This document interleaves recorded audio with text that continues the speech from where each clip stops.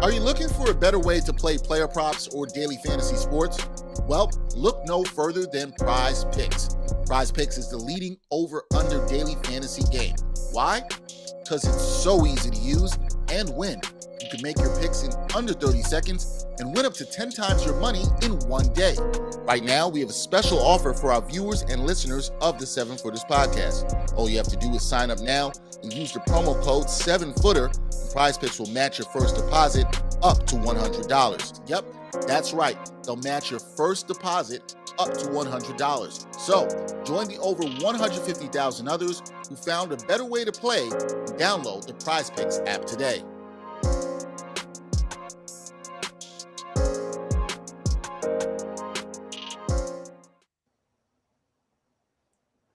What is good, everyone? Do not adjust the volume or don't freak out. You're like, damn, where's Jenna? What's going on? It's good, man. It's your boy Jarod, 7-Footers. We're doing our thing. Jenna is out in health and safety protocols. She's doing fine. Don't worry. But, you know, when your co-host is out, what ends up happening, it's like when your wife goes out of town with her girls for the weekend. You bring your boys over, right? And y'all just, you do guy stuff. You're just watching games, doing whatever. Thing you got to make sure is, though, you clean that house up before she gets back, because she going to know if you had people over and mess that house up. So we're going to do that. I'm getting my boys back in here today. First up, this is a man who is just a very angry individual, like on the regular. Literally wakes up ready to punch somebody in the face. It's my man, co-host of the Ain't Hard to Tell podcast. You can see him on FanDuel, Brian Fonseca. What's up, man? First of all, Dexter probably saw me in the back or whatever the fuck you call that. Or I was clapping because your analogy was perfect. Your analogy was absolutely perfect, because the fellas are about to come through, fuck shit up. Then Jenna's going to come back. She's going to be tight. You know what I'm saying? You left this over. Why did Brian leave this, over here and all this shit? You know what I'm saying? Like, that is exactly what happens when your wife goes out of town, right? You like, oh, man, clean this house up before she comes back. Next up is my man, Jamal Murphy. He is at Blackatologist on Twitter. He is the college basketball guru. He knows a thing or two about the NBA as well. You can find his work on The Undefeated. He's also host of the Bros Pod with the legendary William C. Roden. What up, Murph? What up? Thanks for having me. Can't wait to get into this NBA stuff. I know we'll have some heated discussions. I'm ready. I figure we bring the chat, our group chat, just out here, because this is essentially what it is. Same shit we talk about in the chat. I'm like, fuck it, let's just talk about it out here.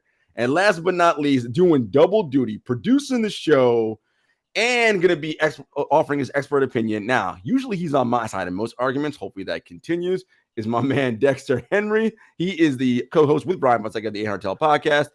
Can I say where people might find you soon, or we ain't ready to put that out in the streets yet? We're not gonna put that on the streets till tomorrow. We'll talk about that around tomorrow. If I was Brian, I'd be all eager. But see, that's how you ruin parties and shit. Like that's how you do this. And then, I will say, the likeliest person to ruin this podcast before Jenna comes back is absolutely Brian. It's absolutely Brian. I agree. Absolutely, totally agree. Because see, Murphy chilling. Like, I know Murphy chilling. Murphy's good. Like, Brian, don't worry about him. We know that. That's how it goes, man. But listen, that's the beauty of this group we have going on here. Everybody brings their perspective, and Brian's here for that energy that we sometimes need, sometimes don't. So I'm actually very excited to start it off with this. So Portland Trailblazers head coach Chauncey Billups had some interesting comments the other day, and I thought it was a great place for us to start because, Dex, we always talk about nuance and like listening and, narratives and all this stuff. So I want you guys to listen to what Chauncey Billups said about Kyrie Irving. Kyrie is he's a wizard, man. He's must-see TV. I personally think, as somebody that played the position, I think Kyrie's the most skilled player that's ever played that position. Just straight skill, nothing else. Just straight skill. I think he's the best that I've ever seen at the position, skill-wise. So obviously he gives you a ton when he's playing. And I thought that was interesting because Chauncey made it very clear to say it several times. Just skill-wise, I think he's the most talented to play that position. And I wanted to bring that to the group because Kyrie is he's a polarizing dude. And I know Brian's got some extra thoughts about Kyrie, so I'm going to save you for last.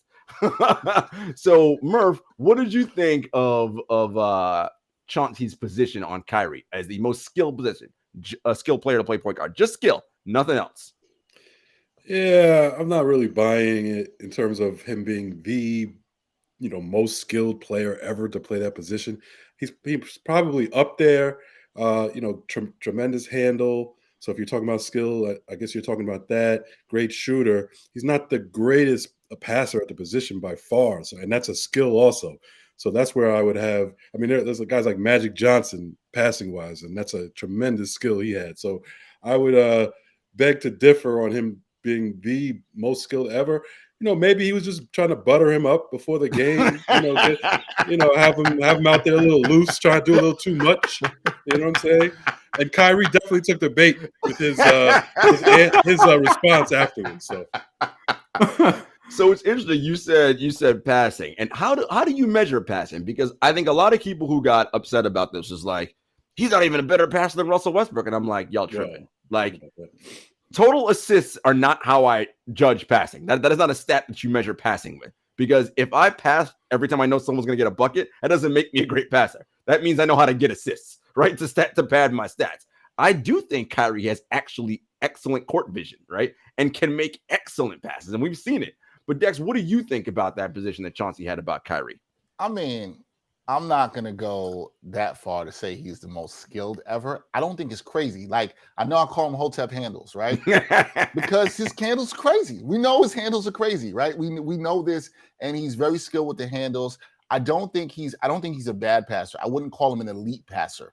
I wouldn't say that. I wouldn't put him in the vein of a Magic Johnson, a Jason Kidd, and this going out of a point guard, but even a Nikola Jokic, somebody like that. I think he's very skilled. I'm with Murph on this. I think he deserves to be talked and up there because of what he can do. We know he can hit big time shots. We see that. I know Brian will say, "Oh, was there one shot that one time?" But yeah, that matters. It counts, right? And I think that we know he's very skilled. He can shoot. He's got handles. He's a fantastic finisher. That I might argue. I think he's the best point guard finisher I have probably ever seen. I think that's fair.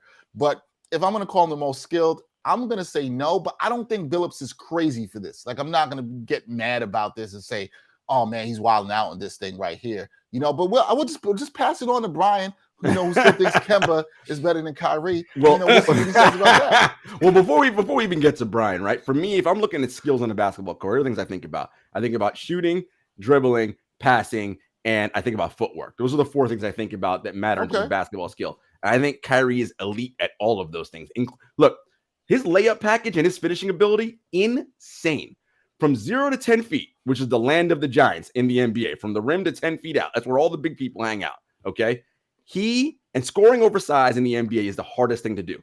At 6'1", and he ain't 6'2", so cut all that lying bullshit out. 6'1" with shoes on a good day. For his career, is 51%. That is excellent. And that's because of that footwork, ability to go off either side, left or right with his feet, either side with his dribble. You could argue Allen Iverson's got a more iconic crossover, but in terms of escape dribble, crab dribble, behind the back, everything Kyrie, his handles to me are not even a question. And shooting wise, for his career, he's 47, 39, 88, I believe. Like, he's a better shooter than Isaiah Thomas. Right? And Allen Iverson, people who put above him. So to me, when you add all those skills together, you can make the argument he's the most skilled. I ain't saying he's the best teammate.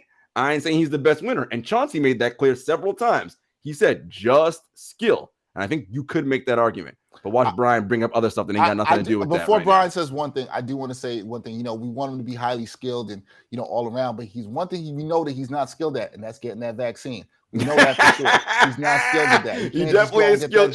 He definitely is skilled at the vaccine. He's a great finisher, but he can't finish and get the jab. That's all I'm saying. He definitely ain't skilled at that. I'm just saying. All right, Brian, tell me a million reasons why Kyrie's not skilled. I don't take the skill away from him. I would just say to Chauncey Billups, because who gives a shit? I don't care about who's the most skilled player to ever play the position. I would not put him first though either. At the same time, I do think that he's great at finishing. He's probably the best finisher from that position ever, and maybe has the best handles ever from that position. But what are we talking about? Who gives a shit if he's the most skilled guy ever? He still sort of is what he is and is who he has been throughout his career. He's one of these dudes that's going to be polarizing for the rest of his life because he's great and talented on the court, but does a whole bunch of dumb shit off of it and a whole bunch of charitable shit off of it. He's going to be, one of these guys like Andre Iguodala says he's, the best ever, whatever the fuck he said.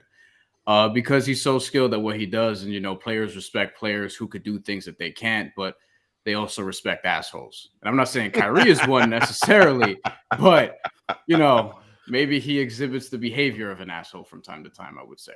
That said, on this list that we're talking about, I'm not sure I'm putting him above Magic Johnson. I'm not sure I'm putting him above Steph Curry. You brought up Allen Iverson. I don't know. Steve Nash should probably be mentioned here somewhere. But why would you put those guys above? Because they've won more shit? No, I'm not saying I'm saying this is all like who's in this conversation. Oh, right? Yeah. See, the thing with Magic Johnson that's absurd to me is that he's 6'9", so it's not. So I can't, like, at that size, you're gonna be able to do things that Kyrie can't because you're just taller and bigger. No, but I would also say on the reverse, there's things that Kyrie's gonna be able to do that somebody who's 6'9" probably shouldn't be able to, right? Sure. Like, and just with Magic, it just goes to like being 6'9" and being able to pass like that. We haven't seen that really since. Pass, handle, no doubt. Yeah, handle. Right. We haven't seen that position at that size. Yeah, we haven't really seen that since, except for, maybe, I don't know, LeBron James, who's arguably the best player ever, right? Like, no doubt. And I think with Steve Nash, Steve Nash should be in this conversation more. Like, some of the shit that he did, although he's up there. Nash is up there. It was a peak run that wasn't very long because his peak sort of came later in his career when he engineered Mike D'Antoni's system. But he's somebody else who also like would shoot very efficiently and actually finish at the rim. Not the same way that Kyrie does, but the game was also different. Like he was still of the pass first point guard variety, or Kyrie stylistically fits into more of the mold of what we see now in the modern day point guard, right?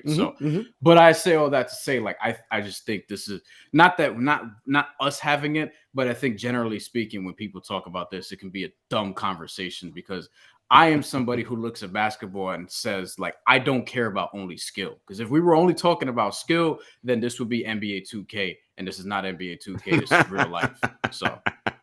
So what you're saying is you do not want Kyrie on your basketball team. That's what you're saying. I told you before, like I wouldn't. I just would.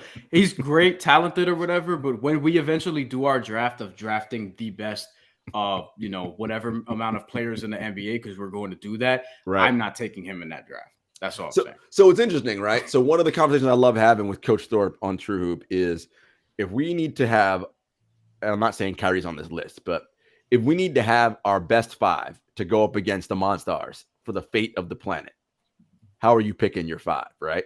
And I think it's an interesting conversation to have because oftentimes when people have these debates, they use things like MVPs, all NBAs, and it's like, that doesn't tell me anything about you as a skilled player. That tells me you're on some good teams, you put up some good numbers, right? When we talk about pure basketball skill, right, and multiple things, not just buckets, which of course, Uncle Drew loves to tell us it's all about buckets. There's other shit that goes on a basketball court too.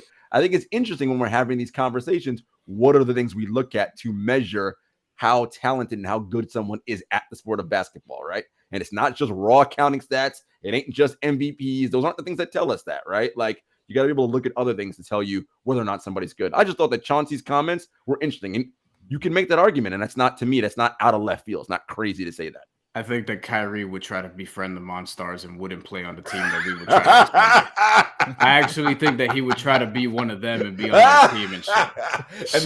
And the fate of the planet would be over and we'd be dead. Right, like he would actually try to go back to them with wherever the fuck they came from. That's what I think.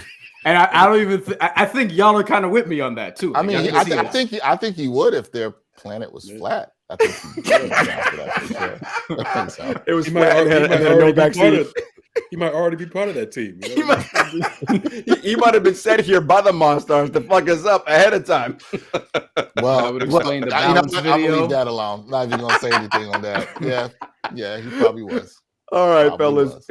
Trade season is literally more serious basketball talk. Is about a month away. I'm a little less than a month now, 29 days. That shit started already. Yo, Bo's on the move.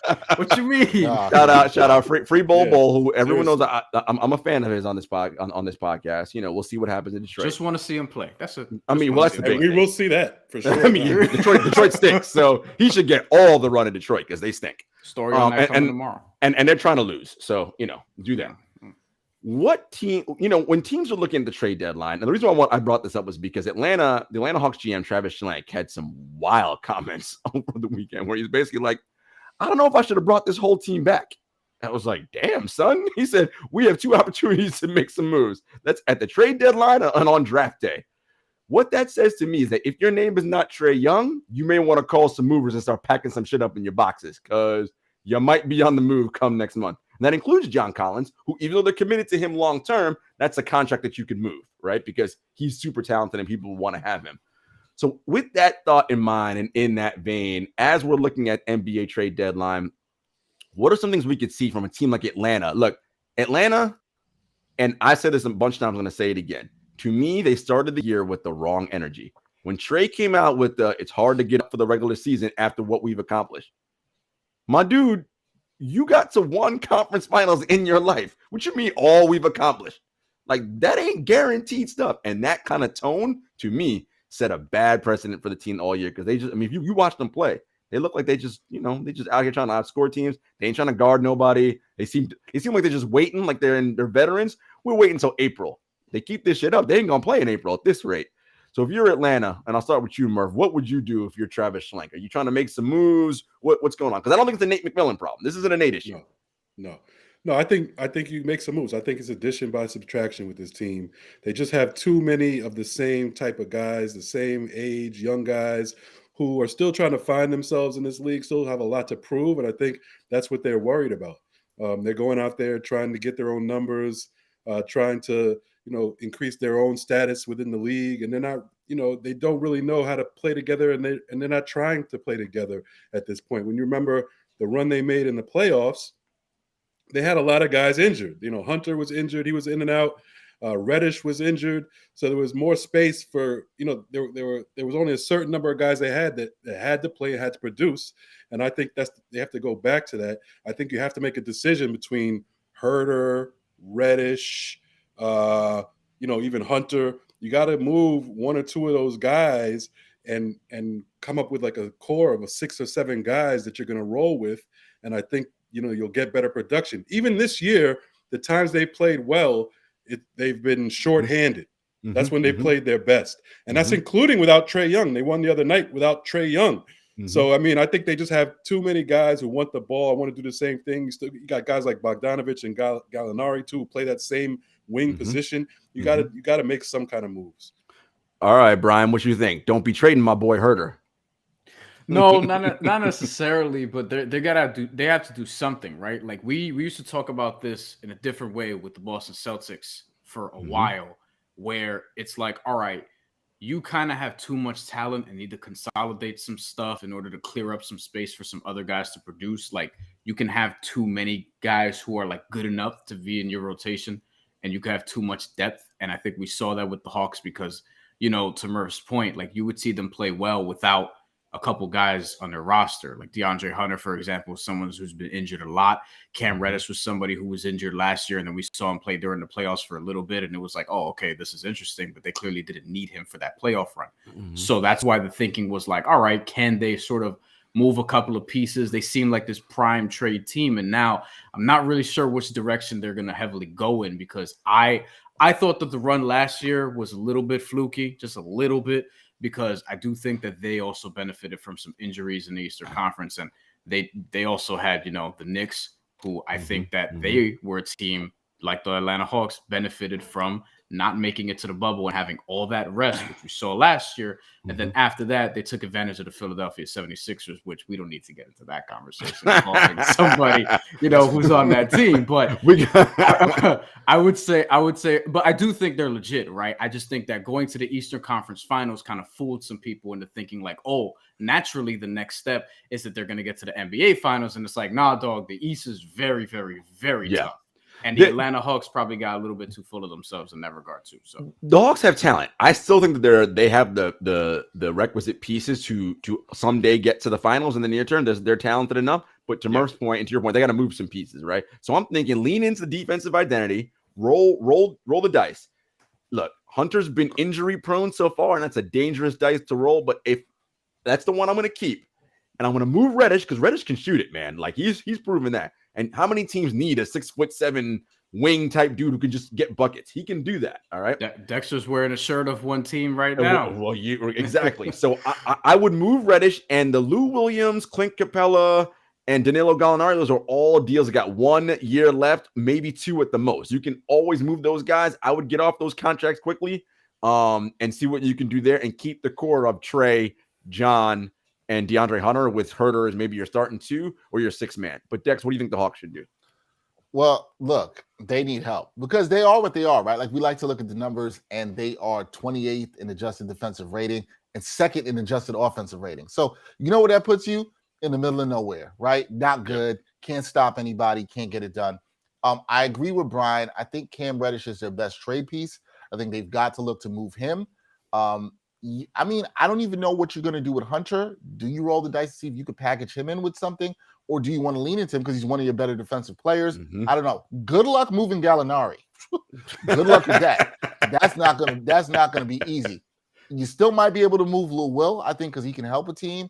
But I do addition by subtraction. And look, they weren't going to be able to pay everybody. Yeah. There's some talk about John Collins not being happy with his role, although I'm like, you might want to play some defense. That might help a little bit too. So I don't really know there. What Brian makes a great point is I was not as high in the Hawks as everybody was, despite their run last year. I do like some of their pieces. I don't think they need a major overhaul, but I do think they've got to get some more defensive-minded players focused in there to help Trey. Because let's be real on this. Trey is awful defensively, right? He's not good defensively. We know how great he is offensively, but he's not good defensively. And he needs better players around him that are going to help him on that end. So you got to make these moves. Yeah. But I think Atlanta could be fine. But it starts with trading Cam Reddish. That's what I would do if it was up to me. Trade Cam Reddish. Here's the thing too, right? They have to trade some of these guys, but then you get people back. So you're still bringing in more people. So you know what? What's it going to look like? Murph, that's what kind of people you're bringing back? Who are you bringing back? Right. That's the thing. Who are you bringing back, and what kind of players you're bringing back? And we're talking about defensive-minded two-way players. Those don't grow on trees either. Like people might want a wing guy that's going to score, but they also want guys that can play two-way players. And we know there ain't a great deal of them in the NBA that can play at a high level. Two-way wings don't grow on trees. Like you're telling people that all the time. It's not a thing. You go, let me just go get that guy. That's not a thing. If you're Trey's the guy, obviously, and I think Trey's excellent. You got to surround him with defense and size. So that's why I say lean into Hunter as your starting 3. By the way, Hunter could also shoot the 3. He's shown that, right? When he's on the court. Yeah. And then Herter is 6'7", so that's size, right? That's what I would surround him with in that backcourt, so that when you team try to isolate him or whatever, you can try to not enforce that switch away and put one of those guys back on him. So Atlanta's got some pieces and some things to do. Obviously, Travis Schlenk wants to move people. Those comments say that somebody's getting traded, if not multiple people. I want to move to Brooklyn because they're an interesting team, right? They banked a bunch of wins early, and even in their latest stretch where they're playing some of the most piss-poor basketball that they've played in this iteration, they're still only 2 games back of the Bulls for the number 1 seed in the East. So, and that's the luxury when you have a player like Kevin Durant. But they got some issues, and I was talking about this in the chat with you guys. So many people on this team, they are really good, estimated plus minus in one thing, and horrendous in the other. And this team, defense was their identity when they were winning all those games. They were a top 6 defense adjusted defensive rating. They've been slipping. They're down to 12th right now, adjusted defensive rating, and falling fast. And that ain't a good thing, right? Like, and I'm wondering, what are the margin trades? We all know the big trade that everyone likes that Murph and I always talk about, which is ship Harden out of here, put him to Philly and get Ben Simmons. That'll make them instantly better on defense, right? Like, and on the road when Kyrie plays, they can do all the fun things and get out in transition and all that cool stuff. But realistically, what's a trade that we think could actually happen for them along the margins? Dex, I'm going to start with you. What do you think they can do margin-wise? What do they need, first of all? What they really need is, and this is a person I know that like Murph has not been high on, because let's be honest, he hasn't been good in the playoffs, and that's Joe Harris. So what you really need is another guy that you could trust to make some shots in the playoffs and maybe create a little bit off the dribble. Now, I don't know who this guy is per se, but I think what you want to think about is, can you get a guy that's sort of like, what if they had somebody who was like an Alec Burks kind of around that can handle, could play a little bit of D, another ball handler kind of guy. You can trust him to hit some shots. He's the kind of guy that would fit well. The Knicks and Nets are never going to trade, so that's not going to happen, right? And so when you're looking around the league, I don't know how that's going to work. But I think the other area where you're not really sure with them right now is kind of at the center position, right? Do you trust Nick Claxton? What are they doing there? Can you find a team that maybe has a young center that wants to get off this guy that maybe they don't think is going to work with them? Could they go get somebody? I don't know. This is his name I'm throwing out. Could they go get a Mo Bamba from Orlando if Orlando's done with the experiment? Wendell Carter Jr. has been playing a lot better there. I don't know if that's a guy they can go get, what they would give up for that. But I think it's going to be center and also adding a guy that could shoot that you can trust in the playoffs.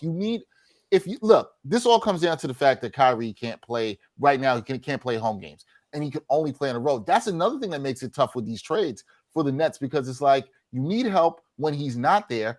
Harden, I'll let Murph take this. Harden has not looked good at all, and you're overtaxing Durant. So you need somebody else beside Patty Mills who can have the ball in his hand and maybe score a bit, and you could actually trust them. That's a lot. I don't know who that person is, but it needs to happen. You know who would be helpful, who they could use right now, Brian? Jarod Allen. But they like to have Jarod Allen center right now. Bet they like that. Yeah. But listen, and y'all know KD's my boy, but I'll kill him for this as I killed LeBron for it. These players don't make good GMs. They just don't, okay? Because all they care about is who can get buckets, and which it doesn't make any sense because DeAndre Jordan was who they wanted, and DeAndre Jordan can't do anything. And where's that? DeAndre's about to be out of the league in 2 seconds, right? As soon as the Lakers get off that deal, come trade deadline when they release him.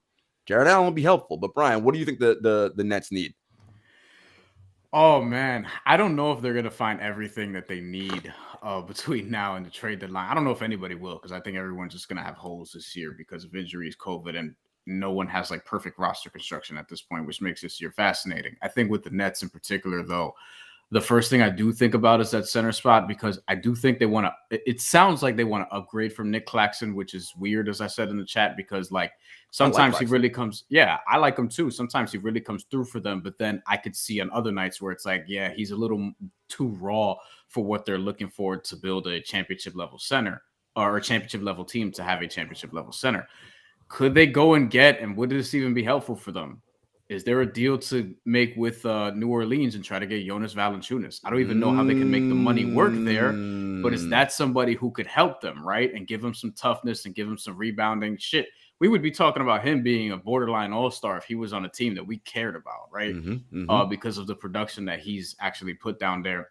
And Miles Turner is the other guy that I think about, right? Like Jarod Allen played at Texas, not with Miles Turner, but he was the guy that came after. And, Miles Turner is somebody who I think a lot of teams could use because uniquely he can rim protect just as good as anybody in the Eastern Conference.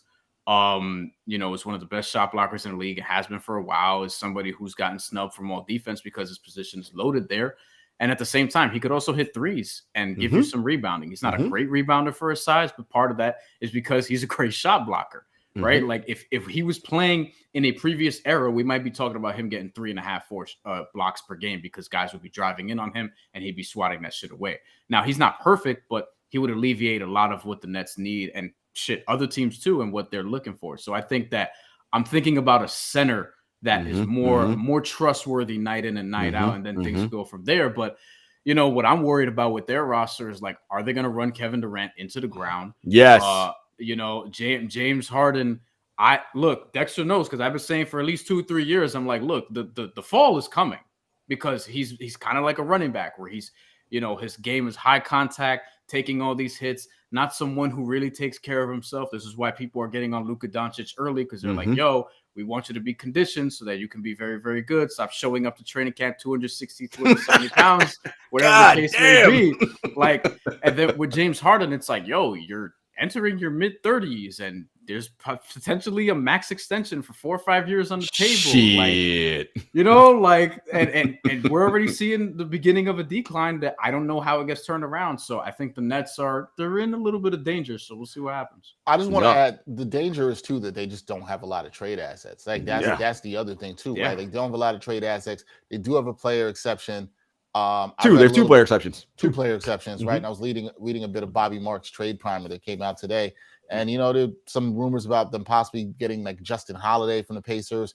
but it would hit them in the luxury tax. They'd have a pretty serious bill with that. That's about like $10 million. Does Joe Tsai want to pay that? Well, listen, Joe Tsai got more money than Jesus, so I ain't worried about him. Like, so I don't care. Billionaires' pockets, yeah, it ain't my money, and billionaire pockets ain't my concern. Pay that luxury tax. But to your point, Dex, that's the problem when you go all in on a Harden trade, right? When you give up every single piece of your future trade assets, this is it. You've rolled the dice now. And now that's why I want to hear what Murph has to say. Real quick before Murph goes, I love the idea of Turner, but you know where Turner would look even better? Golden State, because he solves that DeAndre Ayton problem. Anyway, go ahead, Murph.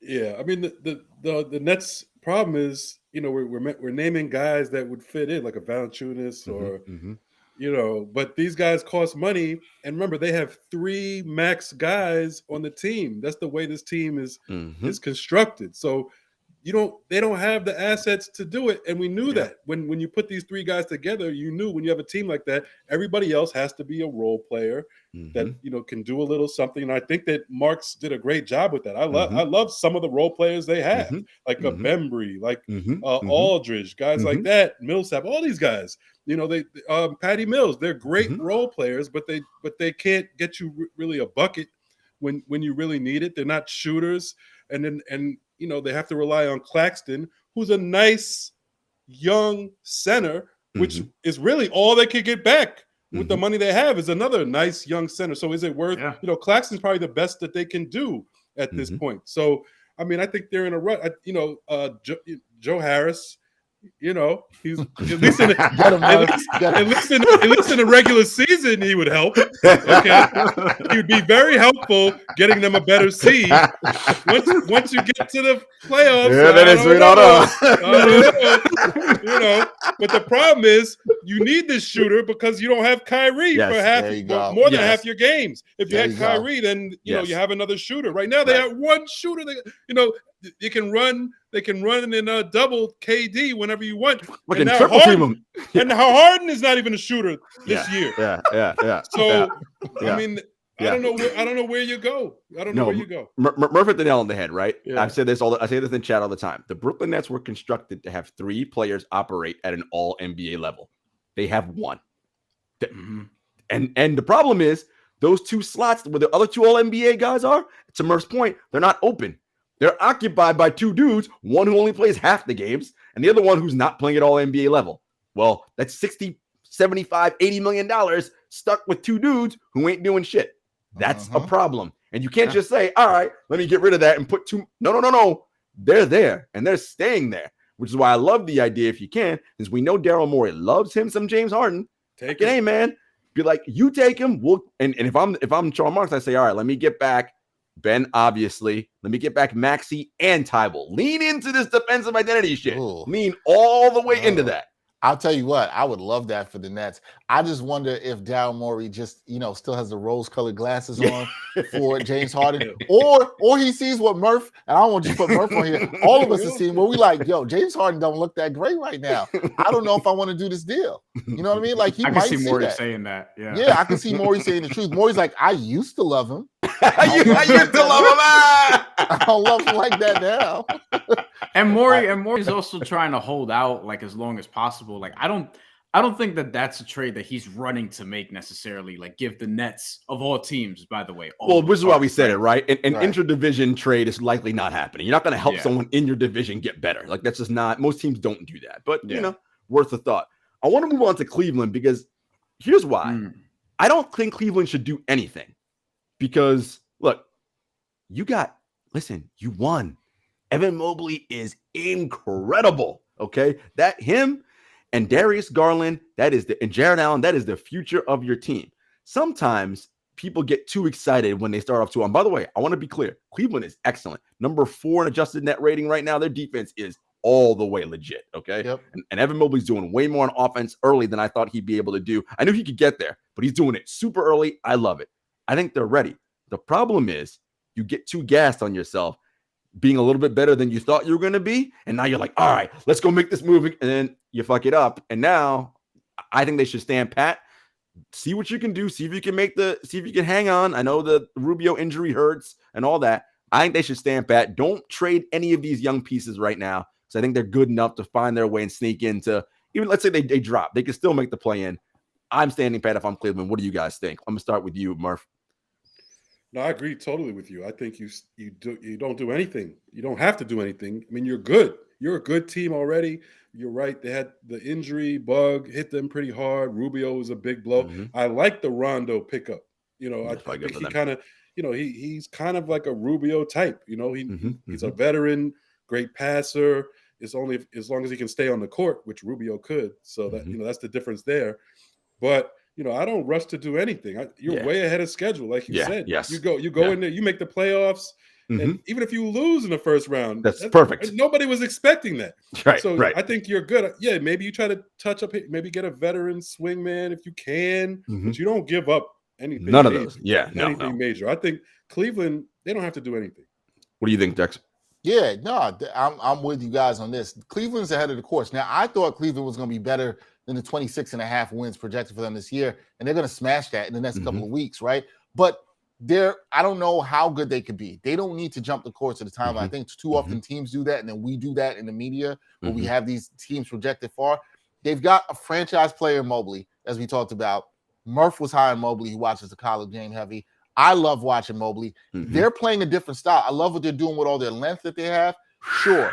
Would you feel better if they had a more upper echelon lead guard, right? Or even Colin Sexton back to help lead them? No, you don't. But that's not going to happen. Anything that happens for Cleveland after this is gravy. Anything that happens is gravy. So I'm with it. Don't mess it up. Don't reach. Well, we heard some talks. I think Brian mentioned this in the group chat. Karis LeVert.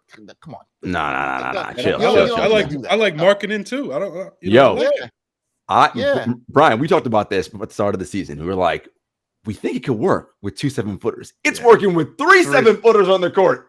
I kind of like it. Look, here's my thing. If you can, the future of the NBA is if you can have 3 7-footers who can switch out and do multiple things. Oh yeah, you that team, and they may have that right now in Cleveland. As long as they're versatile, and they are. Yes. The least versatile one is Jarod Allen. I mean, the other two, they can be wherever you want to put them. So I think they're good right now. Yeah. So I think that, and we were talking about this the other day, Dex. One of my least favorite things in basketball is when everyone just tries to mimic each other and try to play the same way, which is why I really liked Cleveland heading into the season, although I didn't think they were going to start 3 7-footers. I like that they were trying to build their roster in a different way. I was someone who bought into the Darius Garland hype because I liked what I saw from him the previous 2 years and even in college before that. So what he's doing is not surprising me that much, although it's even kicked into gear a little sooner than I expected, because now you're talking about somebody who could be an all-star. And shit, they might have 2 all-stars because I think Jarod Allen should absolutely get in. Aside from that, like, the Rajon Rondo trade was interesting. I don't think the Cavs should do anything, by the way. I don't think that they should try to trade and, quote unquote, get into that upper echelon of the Eastern Conference. Like, yo, you're at a good trajectory.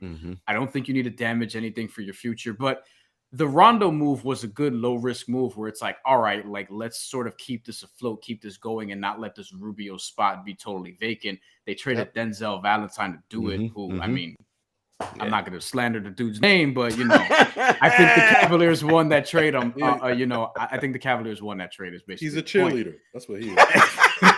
He was on the bench.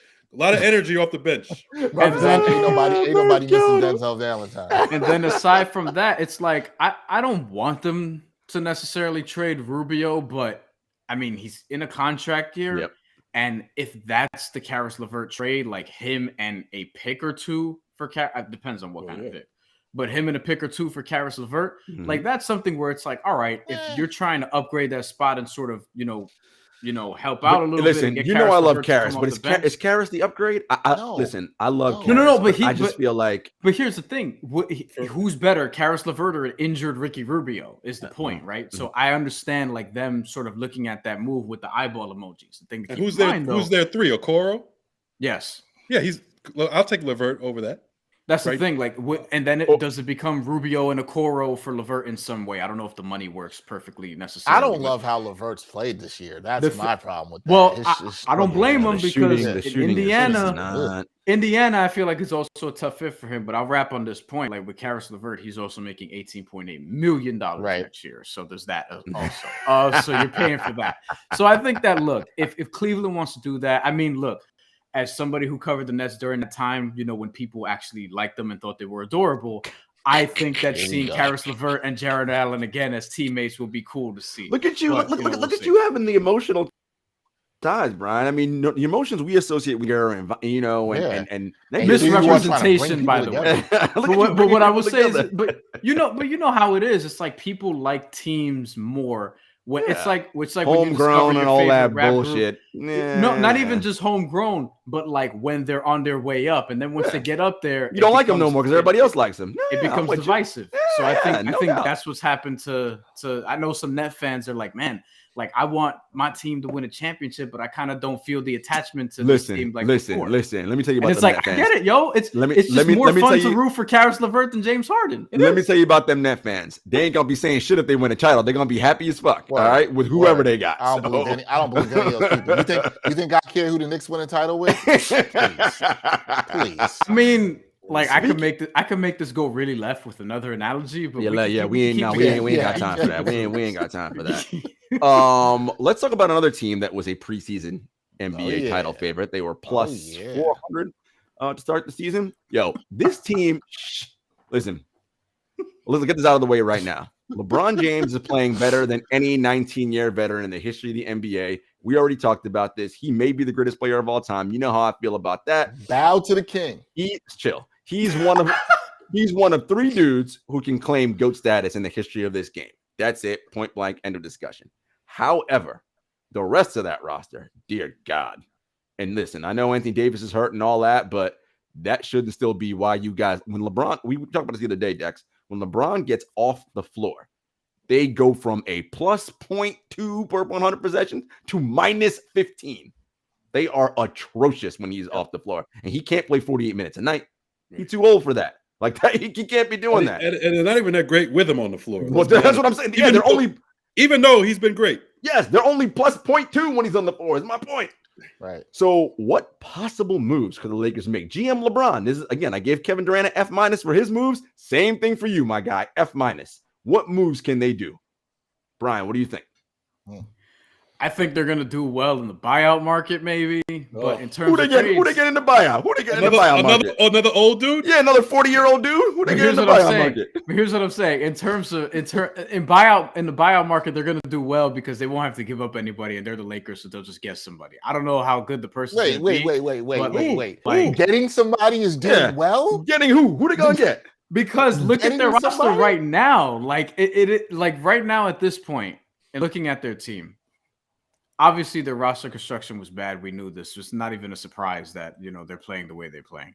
Nope. But my whole thing with this team is that, like, it's not even, like, age necessarily because I think there's also just a lot of wear and tear in this roster. LeBron James is finally starting to crack a little bit in terms of injuries, which we've seen over the last couple of years. They're ill-fitting. The roster is ill-fitting. Russell Westbrook. I mean, look, I was calling for them to get Buddy Hield. I think he would have been so much better, though. He's not having a tremendous season now.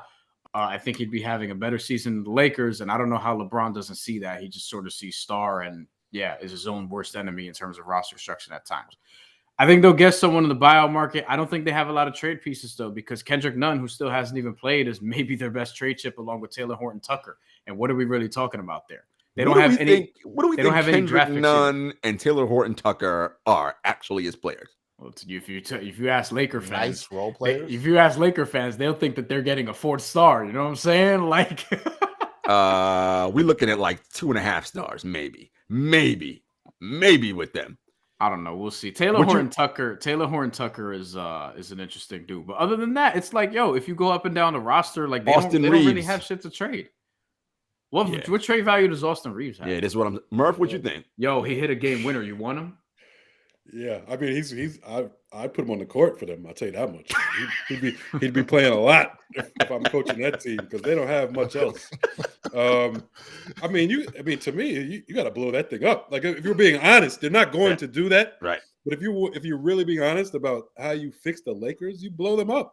And if I'm GM LeBron, I might blow myself up out of there too because you got a long way to go. I mean, maybe you should get Ben Simmons. Maybe Ben Simmons and Anthony Davis works. You know what I'm saying down the line and build around those two or something. Because what you have now is just crazy, and we all saw it coming.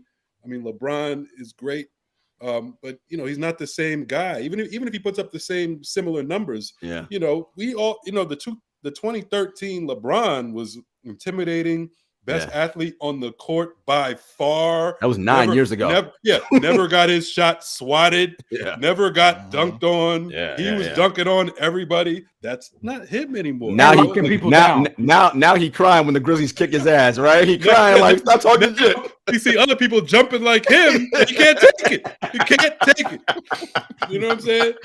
So I don't know what to say. And then you got Westbrook. I mean, what kind of move was that? When that happened, we all were like, "Are you serious right now?" I mean, Pelinka was playing fantasy basketball with this. I mean, it was an atrocious GM job that was done. And you could say maybe it was LeBron making. It was LeBron. It was 100%. LeBron signs off on all those moves. I mean, it's just. They deserve to be where they are. But there's nothing you can do. This is what I always say, though, right? That's your challenge. When you have a star player like a LeBron, like a Kevin Durant, etc., those guys, you give them carte blanche when it comes to making roster decisions, and they are not fucking GMs. They're not good at that because they only value one thing, which is, oh, that guy can make tough shots. Yeah, cool. That's a very important skill to have, no doubt. But there's a million other things that have to happen that you are not doing. Who's running down to get that loose ball? Not you. Who's down on the ground? Who's getting? Not you, right? Who are the dudes to do that? It ain't Westbrook.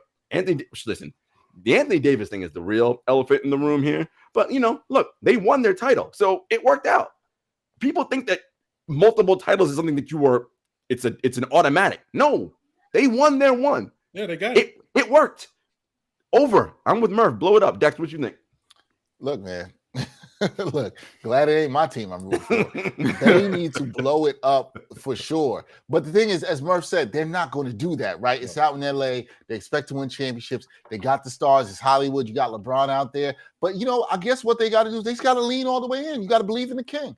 Right now, it's 0.2 positivity when he's on the court. You got to pray that it rises up and that the king has learned the error of his ways. In this trade season, he comes with some new energy and really figures things out as a GM. But the problem is what Brian said. Who are they going to trade? Brian talks about them doing well on the buyout market. Really? Are we sure?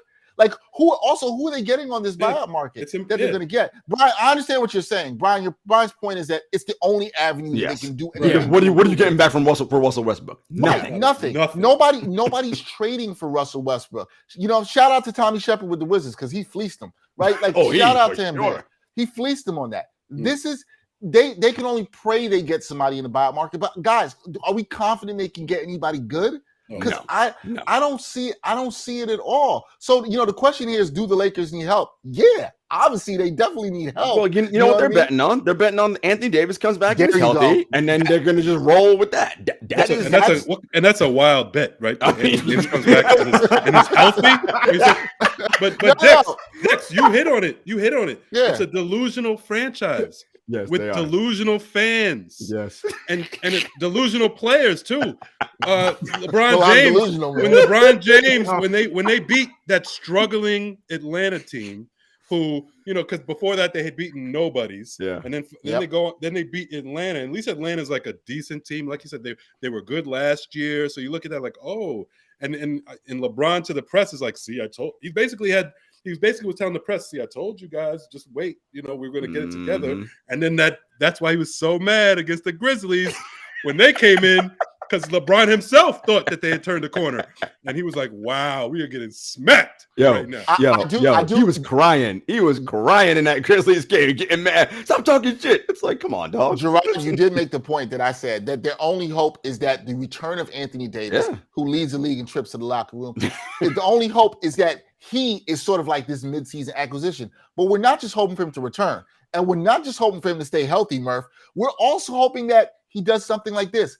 Play as a number one option, which we have not seen him do. If their franchise is going to get to the next level, you got to see this guy play as a number one option. We haven't seen it. I know none of y'all here buy into it. I don't buy into it. And the thing is, We don't even know if he can stay on the court to do that. And he's not even going to come back 100% of what he was. Fact. When the season started. And he wasn't playing that well before. Right. Good point, Brian. Good point. And we talk about the bubble championship, and he comes back to a team that's not as good as that team was. Yeah. Because defensively, they're trash. Yeah. He has to come back and be honest. Is what he needs to be in. Oh, stop it. But I'm saying, I'm saying for them that's to what be they're betting on. Yeah. For them to be what, because think about it. When he came out of college, that's what people thought he was going. Who Giannis is now is who they thought Anthony Davis would be in his prime in the NBA. He ain't that. He was close to that for a couple of years in New Orleans. A couple of years, he got close, but hasn't been the same since. He had the bubble run, but it was the bubble. We also saw when he went head to head with Giannis. Giannis took his lunch money, man. He took his lunch money. He took that boy's lunch money. Yeah. Speaking of fun teams, let's talk about my favorite team, the Memphis Grizzlies. Here we go. Shout out to the Grizzly Cubs, hottest team in the NBA, 9 in a row, taking on the Golden State Warriors tonight, going for 10 straight. Look. I got them +2, by the way. I got them +2 tonight. I like it. Are they in the same position as Cleveland in that don't fuck it up? You're doing well. Don't be trading pieces now and try to get that wing, whatever. Stand pat. Because the one thing, even though I know he's not available, because I don't want to give up Desmond Bane. I think Bane's, he could shoot it. But if you can get Jaylen Brown, I might be like, wow. But I know Jaylen may not be available. Celtics, whatever, all that. What do you guys think? Grizzlies stand pat, or if you can get Jaylen Brown or Bradley Beal, do you make that move? Bradley Beal, no. Yeah, I agree. Bradley Beal is a no for me, y'all. I don't know about y'all, but he's a no for me. Jaylen Brown, I would think about it because I think he fits nicely as this nice young athletic guy who could play. Maybe he needs to get away from Tatum. I'm not trying to start any problems there. Maybe he needs to change the scenery. Maybe all of that. But I'm more inclined to keep this in the level of the Cavs, right? Just stand pat. You got a good young core. I love how Desmond Bane is playing, one of my favorite players to watch. I am on board the Grizzlies hype train, right? I am never going to have the energy that Jarod has, but I am aboard the Grizzlies hype train. I like what I'm seeing. I told Jarod this. Jarod, remember I said this to you, and I think I said this to Brian too a couple weeks ago. I can see them winning the first round series now. Oh, if we win in the first round series. Murph, I'm gonna just ask Murph. I want to ask Murph this because I don't think Murph is on this conversation. If they play the Lakers 4-5 in the first round, who you taking? Who you taking, Murph? Who you taking? That might be a sweep. What are you talking about? You saw what they just did to them twice? Like, come on, right. Jeez, and so look, if I think a lot of the intelligent basketball community is looking at the Grizzlies and the way they're playing. And the most important thing to me for them in the way they're playing, you can wax poetic about Ja, you can talk about Desmond Bane, you can talk about how Triple J is coming along, all that stuff. But it's how much better they've gotten defensively. That's the thing for me. And when you have that kind of cohesiveness as a unit defensively, you got to keep that together. So, no moves for me on this one. Brian, wax poetically about my Grizzlies, please. If you say anything funny, I'm going to mute you. But he's going to say they're not the Heat. So, it's crap. Well, he goes further with the Grizzlies than I do with the Heat. So Stop it. No. You absolutely do. I haven't dropped the we. You just dropped the we. Okay. Yeah. These are my boys. You know what I'm saying? That's because you're very careful about that. Yes. Brian never wants to admit that he's a Heat fan, but we know that he is. Go ahead, Mr. Miami. All right. Anyway. What was that? Were you just thinking about kissing Pat Riley's ring? Something like that? No, it was not. I will say this about the Grizzlies. I'm inclined to agree with Dex. I think that I put them in the don't fuck it up category. Just sort of like you've grown this organically and you're 28-14 in a conference that I don't think is all that scary. Now, that's not to say that I could see them coming out of it this year, but like we have questions already about if Utah has an early or / ugly playoff exit, they might split that whole thing up. Golden State, how much longer are they going to stay on top? You know what I'm saying? Like there's a way for Memphis to sort of like get into that class. And then with Phoenix, it's the same thing because we don't know how much longer Chris Paul is going to be at this Chris Paul level. So the Grizzlies are knocking on the door already. I don't think they need to do anything just yet. I do like the makeup of their team, and why I think this is different than Atlanta is because they are better defensively in terms of keeping the young core together. Like I don't feel like they have as many guys that I'm like having to worry about whether or not they're happy necessarily. I think that I would feel comfortable because Desmond Bane is in the second year. I would feel comfortable after next year extending him and being like, all right, look around. John Morant's here, Jaren Jackson, Desmond Bane. Like, we'll see how that looks. Who knows if they'll still have Dylan Brooks by then? Maybe that's a guy that you want to trade. I wouldn't, because I like what he gives for that team from a leadership standpoint. He's making the All-Brian team this year. We know that. We know that. Later the year. They also have Tyus Jones, who I love as a backup point guard. Like, if I was building a team right now, like, that's the kind of backup point guard I would want, because he doesn't want to fucking shoot the ball every time he touches it. That energy. And then there's also, and DeAnthony Melton is somebody I really like. Like, he could hit more shots maybe, but I really like what he gives to them defensively. So I think their identity is a little bit different. And I do think they could win a first round playoff series. So look, just go as far as you want this year, see what you have. And then in the offseason, maybe that's when you sort of, make your move or whatever. All those players you mentioned are on nice friendly deals, and the Jaren Jackson Jr. extension, because of the injury in year 2, is not on that higher super max end, so that when the John Morant extension comes next year, you're good money, right? You can keep them both. That's the key that they were able to do. So it's like similar to how Golden State got Steph on that $44 million deal. That's how they were able to get Kevin Durant, right? Like, you were able to maintain because you don't got a whole lot of money. Murph, you good, right? Stand pat if you're the Grizzlies. Yes, stand pat. You took the words out of my mouth in the beginning when you compared them to Cleveland. It's the exact same thing to me. Way ahead of schedule, and they're probably even more ahead of schedule than Cleveland is, especially with the West is below them is so weak. So at least right now, and I would be hesitant even for a Jaylen Brown to break up what they have, because I think the identity. Their identity is really Dylan Brooks and Bane and Melton and that toughness and that defense and that confidence. Almost like they're like those three guys. That definitely Dylan Brooks and Bane are like kind of like a Draymond mentality right there. That people fear that. You know what I'm saying? People don't want to play against those guys. So I think that's huge, and that also makes them different from Atlanta, having all those pieces. Atlanta had name guys, high profile guys coming out of college. These guys all want to make a name for themselves. Meanwhile, Bane, he's he was drafted late. These guys, nobody knew who they were. Nobody expected much out of them. They all have chips on their shoulders. So I think that's a huge part of their makeup. And we saw how they played without Morant. No, they what I love about this team is, I asked Ja about this. We respect all these great teams.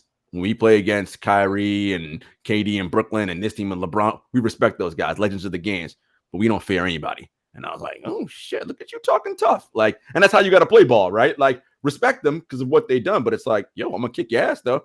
And that's what they've been doing. That's how you got to play ball. That's how you got to live your fucking life.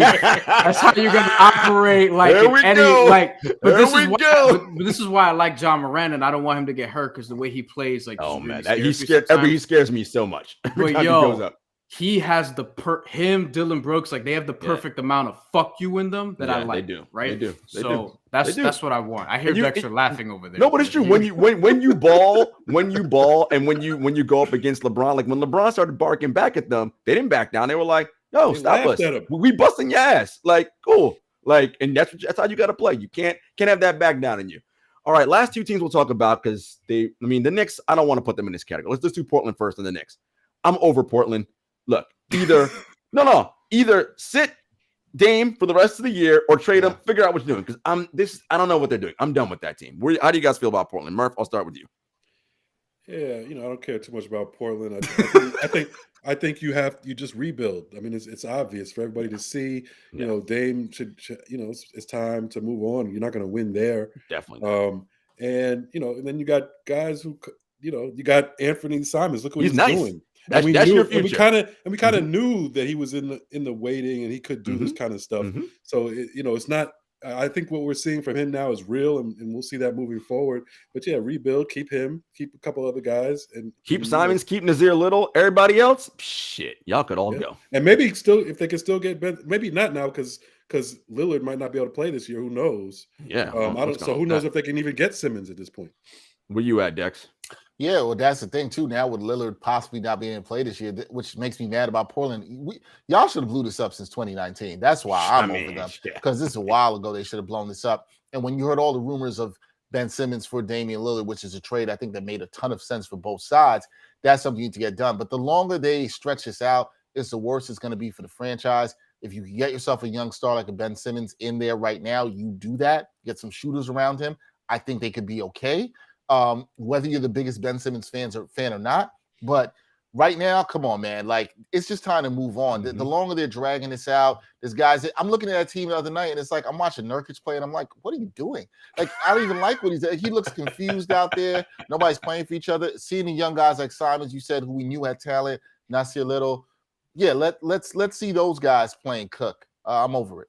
I respect Dame for all that loyalty and all that. Yeah. That shit's all great. Dog, be the bad guy. Who cares? Say, yo, get me the fuck out of here and send me somewhere else. Like, it's over now. Brian, where you at with Portland? There's so much redundancy just on their guards. It's hilarious. Like, first of all, I didn't like that they traded Gary Trent Jr. for Norman Powell last year because that just felt pretty redundant. And now some people would say that Gary Trent Jr. is just as good, if not better. You have Damian Lillard, CJ McCollum, Norman Powell, and then you have Anthony Simons, who we, as Murph said, we already kind of knew because there were whispers about him being good like a couple of years ago. He probably busting Dame's ass in practice, I bet you. He was very raw coming out of I think IMG Academy when he was in high school, and he was supposed to be very good, and now we're starting to see that, right? Like, he was a highly touted prospect, if I recall correctly.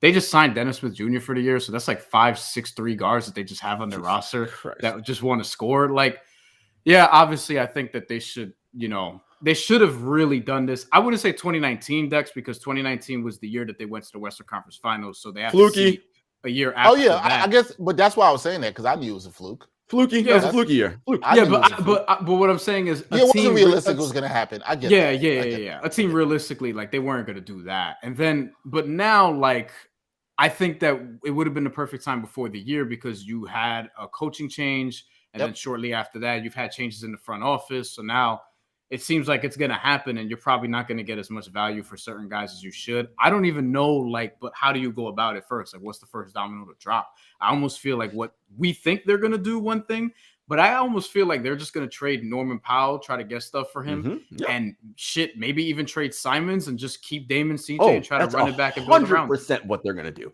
100% what they're going to do. And it's going to be, sorry, Dame, you languished your whole career in the shitty Pacific. No, let me phrase that.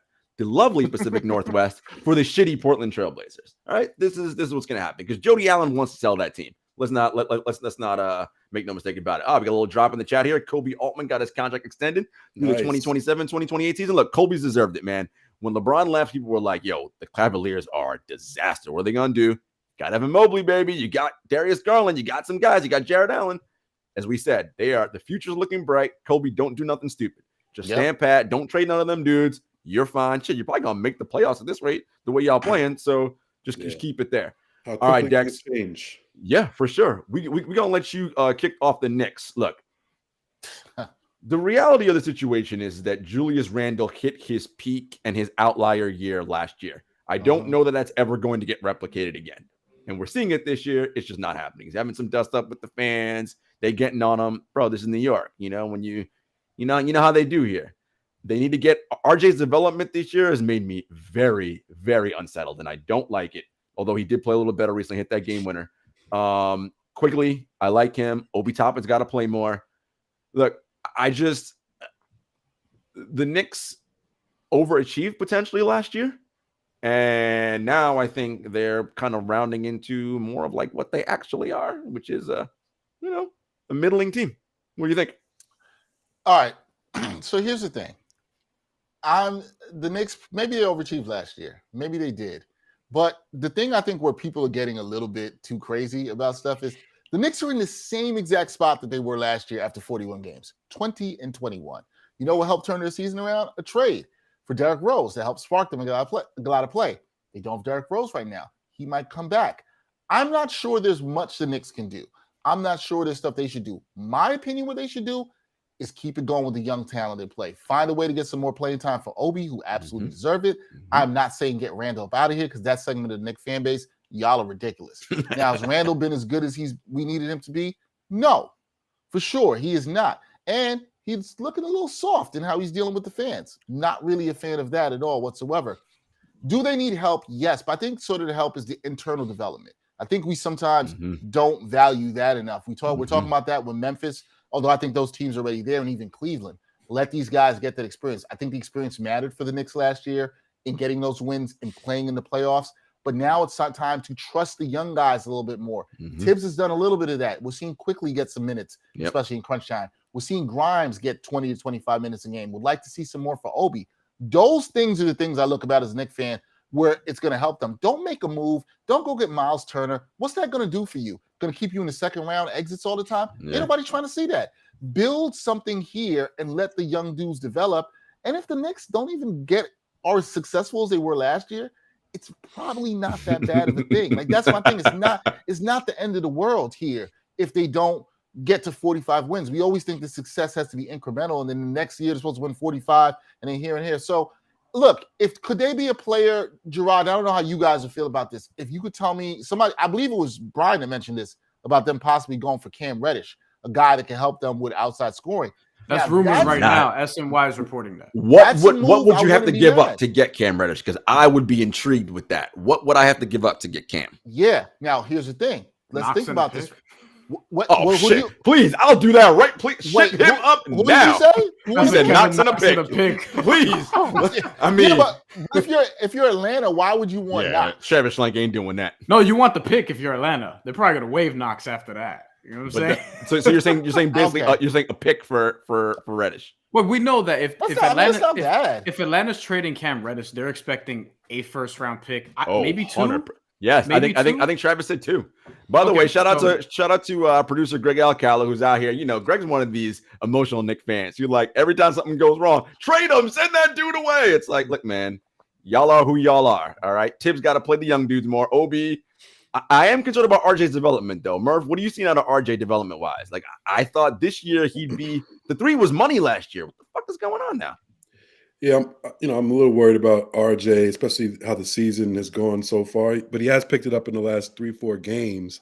So if he can stay on that trajectory, he still has time. This still could be a good year for him if he finishes the year how he's played the last few games.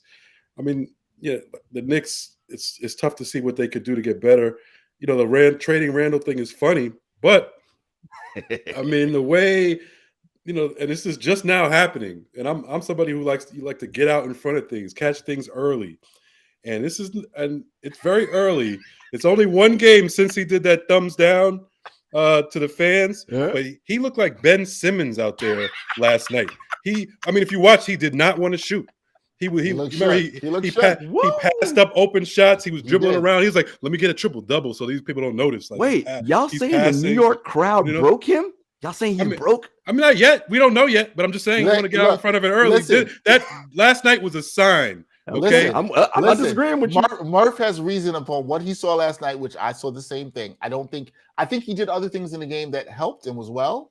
And I'm not here to poo-poo that, but Murph is onto something here in saying that's something to keep an eye on, because once you get broken here, you think Ben Simmons got broken Philly? Woo! If you get broken here, I will be the person willing to drive you to the airport. The MSG crowd is foul. Like, you don't even like. It's like Philly or Boston where they'll just boo you. You know what I'm saying? Heckle you or whatever. Yeah.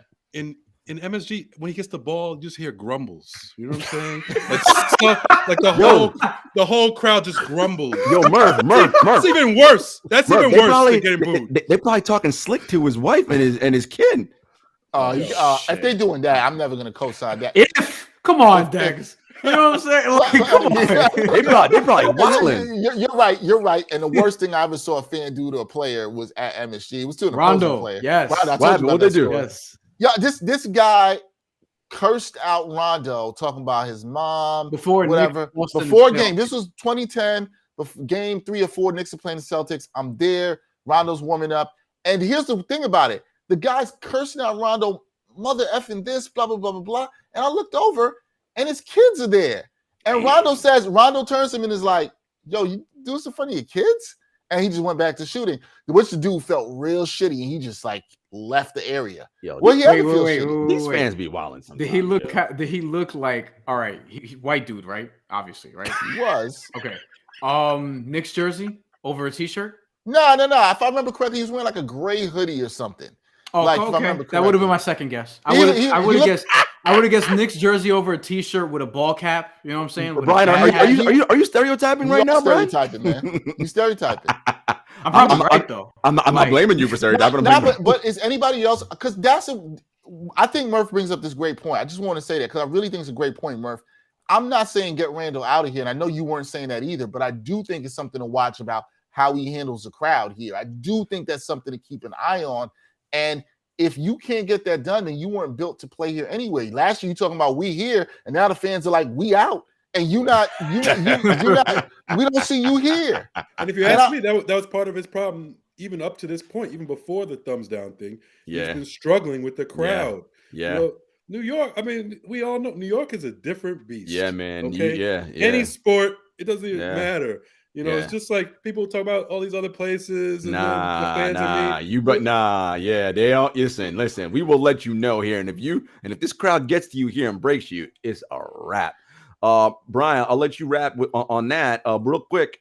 It makes you think now. They should have traded high on Randall last season. That was the time to move him. You were on that. I was on that. I was like, yo, sign him and then move him immediately. I didn't think you were necessarily wrong either, because I was also saying, like, I didn't expect him to replicate that production, though I expected him to be better than this. And it's just difficult to do that, right? Like, after you've had your best season in almost a decade, the guy who engineered that, who was all NBA, like, it's just very difficult to do that. It's not the same thing as the Mets trading R.A. Dickey after he won the Cy Young Award. You know what I mean? It's different because they didn't even make the playoffs that year. So I think that with the Knicks, like, I've always said, they got Noah Syndergaard out of that deal, so it worked out. I think that with the Knicks, like, my whole thing has just been, look, I think that while RJ Barrett hasn't taken the step that I envisioned, he has been better lately. 23 points per game, 6 rebounds, 3 or 4 assists in his last 6, and he's starting to hit really well.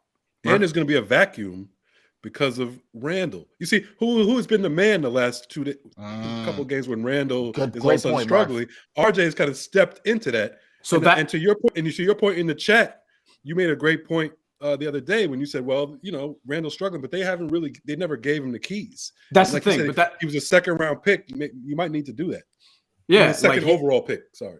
Third overall pick. But I think that but that's my thing, Jarod, right? It's like, I'm watching too many Knick games where too many times they have RJ Barrett standing in the fucking corner. Like he was the 28th overall pick in the 2016 draft, and they just have him here on a veteran minimum. No motion, no nothing. He's a 3rd overall pick. He was the best high school recruit when he was coming out that year with Zion. He thought he was better than Zion when they were at Duke. He was rated higher. He was the higher prospect at Duke. Because he was more accomplished internationally with Team Canada, and was part of that team that had a chance at going back to the Olympics, which they still have a chance to do a couple years from now. They haven't been since the year 2000.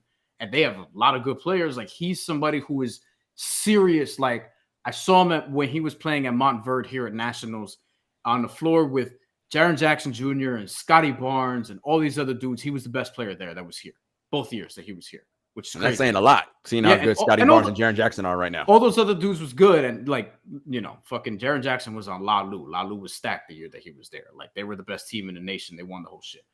But RJ Barrett was then a sophomore before he reclassified back up, and he was outplaying a lot of them dudes. He would get 25 and 9 or whatever the case may be.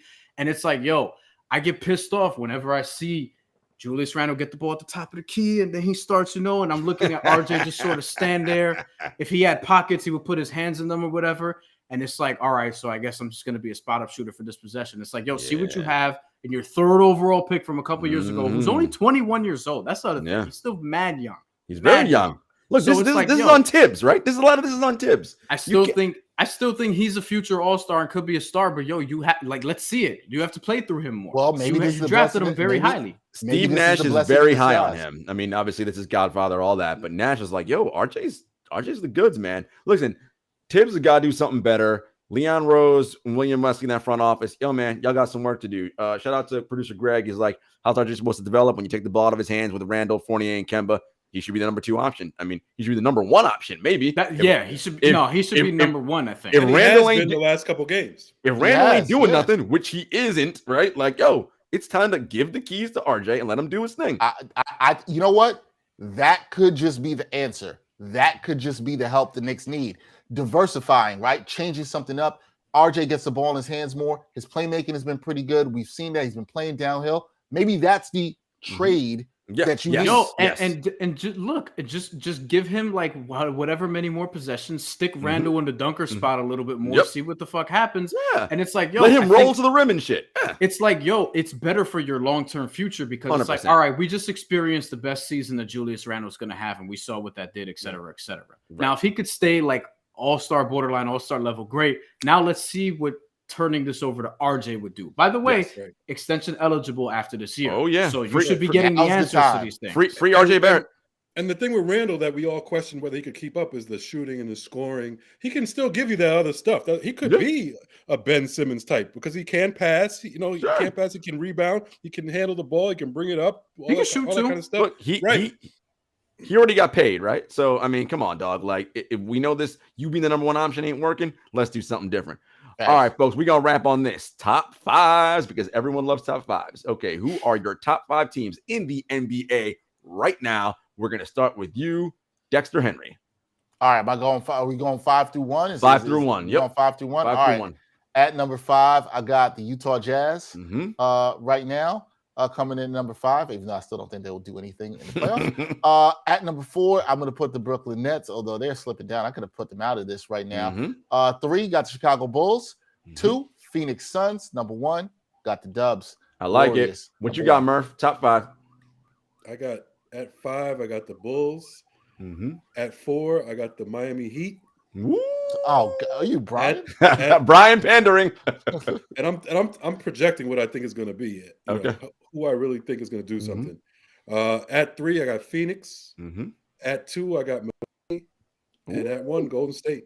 Okay, I like it. B, what you got? Top 5. Am I doing this based on what we've seen so far, or what? Or am I projecting? I said top 5 in the league right now. Who are the 5 best teams to you right now in the NBA? Miami. To Dexter's non-surprise, I'm gonna have a tie at 5 because I can't decide who to kick out of here. So I'm gonna just stick Miami and Brooklyn as a tie for 5th right now. I'm gonna put a Utah 4. I'm gonna put Miami, Brooklyn. Sorry, Miami, Brooklyn tie for 5th. I'm gonna put Utah 4. Phoenix 3, Milwaukee 2, and number 1 Golden State for now. Okay, I like it. My top 5. My mind is absolutely going to change though. Oh, I mean, this is top 5 right now today at 7:47 on the 11th. It is Chicago Bulls at 5, the Memphis Grizzlies at 4, the Utah Jazz at 3, the Golden State Warriors at 2, and the Phoenix Suns at number 1. Okay, folks. Okay. Listen, man, we appreciate y'all rocking with me, guys. Thanks for jumping in for Jenna today, pinch hitting as she recovers out there in health and safety protocols. Listen, you guys want to know where to find Brian Fonseca being angry or talking about the Miami Heat? He's at Brian Fonseca in New York. You can find him on the Ain't Hard to Tell podcast. Also, FanDuel. Listen, betting things are happening. It's legal in New York. I mean, people are doing it anyway. So you can get on these picks and prize. Use that at the 7-footer code. They will match your entire deposit up to $100. That's pretty good. Take advantage of that free money. Dexter Henry is also the host of the Ain't Hard to Tell podcast. You can find him at DHenryTV and the NBA Exchange, and as a soon to be announced special thing coming soon where you can find him. We won't say yet. And of course, you can find Murph doing his thing, college basketball, putting out his top 64. Murph, who's the best team in college basketball right now? The Baylor Bears. Ooh, look at Baylor. Baylor. They're going to win that natty? Well, I don't know about that. It's pretty, it's pretty wide open. Yeah. But right now, they're the best team. It's hard to argue. You can find him at Blacketologist, hosting the Bro Spot with the legendary William C. Roden. And of course, his work is also on The Undefeated.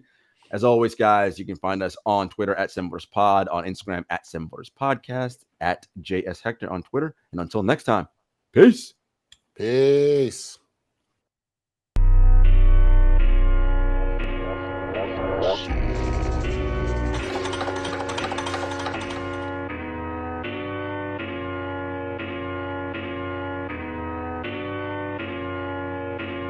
Spent a couple years out here with these raps, trying to have a plan that we made come true. Applied to some jobs, but I ain't